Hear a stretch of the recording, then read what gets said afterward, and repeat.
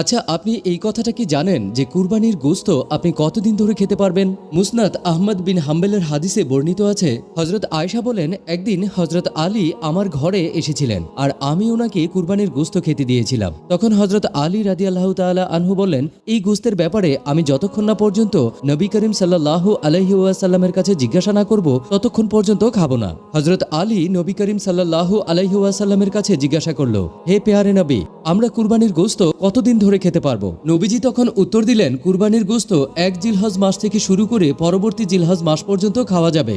এর মানে হলো কুরবানির গোশত পরিপূর্ণ 1 বছর ধরে সংরক্ষণ করে খাওয়া যাবে। তারপরেও এখানে একটা কিন্তু আছে। নবীজি বলেন, কুরবানি দেওয়ার পর কুরবানির গোশত গরিব, মিসকিন, দুস্থ মানুষদের দেওয়ার পর, আপনার গরিব আত্মীয় স্বজনদেরকে বিলি করার পর যতটুকু আপনার অংশে থাকবে ততটুকু আপনি সারা বছর সংরক্ষণ করে খেতে পারবেন। আল্লাহ আমাদের সকলের কুরবানি কবুল করে নিন। তাই কমেন্ট বক্সে